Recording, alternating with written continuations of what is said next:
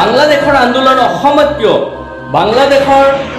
সংখ্যালঘু হিন্দু মাইনৰিটিৰ ওপৰত অত্যাচাৰ হৈছে নে নাই আমি কিমানজন মানুহে চকুৰে দেখা পাইছো বাংলাদেশৰ আন্দোলনে ভাৰতবৰ্ষত কেনেকুৱা ধৰণৰ প্ৰভাৱ বিস্তাৰ কৰিছে নাইবা বাংলাদেশৰ গাতে লাগি থকা ভাৰতৰ এটা অংশ অসমত ইয়াৰ প্ৰভাৱ কেনেকুৱা পৰিছে এই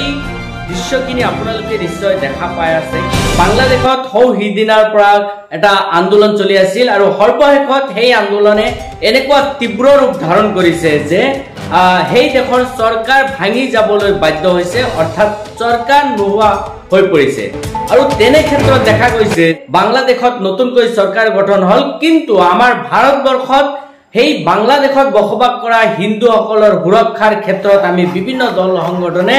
দাবী জনাইছো বিশেষকৈ মুছলমান সম্প্ৰদায়ও এই দাবীখিনি জনাইছে আজি আমি দেখা পাইছো যে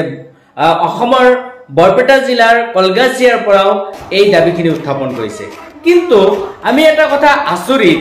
যে বাংলাদেশৰ যেটো আন্দোলন আছিল সেই আন্দোলনটো আছিল বিশেষকৈ বিশেষ কোঠাৰ ওপৰত দাবী লৈ উঠা এটা আন্দোলন আৰু সেই বাংলাদেশত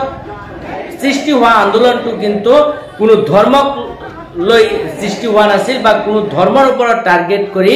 আন্দোলনটো গঢ়ি উঠা নাছিল আৰু এই আন্দোলনটো সম্পূৰ্ণৰূপে পৰিচালনা কৰিছে ছাত্ৰ সংগঠনে ছাত্ৰ সমাজে তাত দেখা গৈছে হিন্দু মুছলিম সকলোৱে মিলি এই আন্দোলনত অংশগ্ৰহণ কৰিছে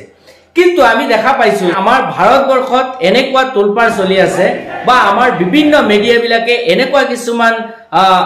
নিউজ প্ৰচাৰ কৰি আছে যি নিউজৰ দ্বাৰা হয়তো আমাৰ ভাৰতবৰ্ষত বসবাস কৰা হিন্দু সকলৰ মনত এটা ক্ষোভৰ সৃষ্টি কৰি আছে আৰু বিশেষকৈ আমাৰ ভাৰতবৰ্ষত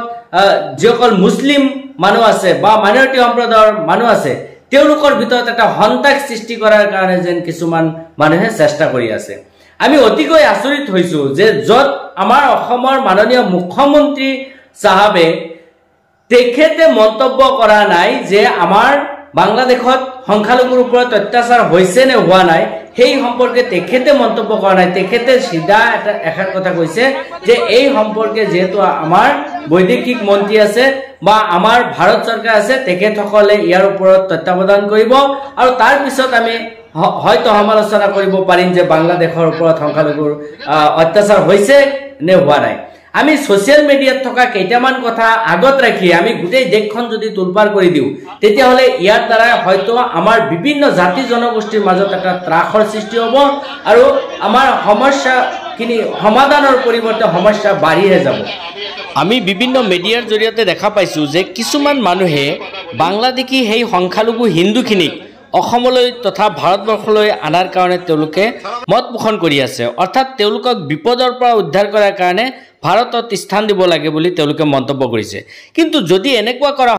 তেন্তে কেতিয়াও সেই ব্যক্তিসকলৰ সমস্যা সমাধান নহব বৰঞ্চ সমস্যা বাঢ়িব সেই দেশত থাকি যিখন দেশৰ নাগৰিক সেই দেশত থাকিয়ে সেই সমস্যাবিলাক সমাধান হ'ব আমি মানুহক আশ্ৰয় দি কেতিয়াও সমস্যা সমাধান কৰিব নোৱাৰো সমস্যা বাঢ়িবহে গতিকে আমি আশা কৰিছো যে আসলতে আমি যিসকলে আন্দোলন কৰি আছো প্ৰতিবাদ কৰি আছো বাংলাদেশৰ সংখ্যালঘুৰ ওপৰত অত্যাচাৰ বন্ধ কৰিব লাগে এই যে যিবিলাক ধৰ্ণা দি আছো তেখেতসকলক মই ক'ব বিচাৰো যে আমি দেখা পাইছো যে বাংলাদেশত কিছুমান মুছলমান যুৱকে মন্দিৰ বা হিন্দুসকলৰ ঘৰ দুৱাৰ ৰক্ষণাবেক্ষণ দি আছে যাতে কোনো ধৰণৰ কোনো বেয়া চক্ৰই সিহঁতক আক্ৰমণ কৰি আন্দোলনটো বিপথে পৰিচালিত কৰিব নোৱাৰে তো তেখেতসকলৰ এই ভাল নিউজখিনি কিন্তু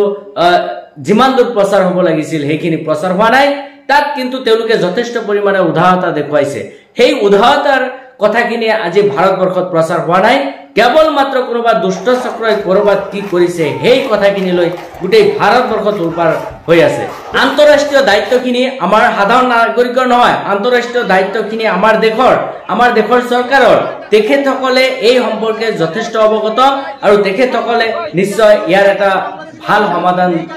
দিয়াৰ ক্ষেত্ৰতো চেষ্টা কৰি আছে গতিকে আমি সাধাৰণ মানুহখিনিয়ে যাতে এই ধৰণৰ হুলস্থুল নকৰি কোনোবা এটা ধৰ্মক টাৰ্গেট কৰি কোনোবা এটা জাতিক টাৰ্গেট কৰি যাতে আমি হুলস্থুল নকৰো বা ধৰ্ণা দি আমাৰ পৰিস্থিতিটো আমি উত্তপ্ত নকৰো তাৰ কাৰণে আমি আহ্বান জনাইছো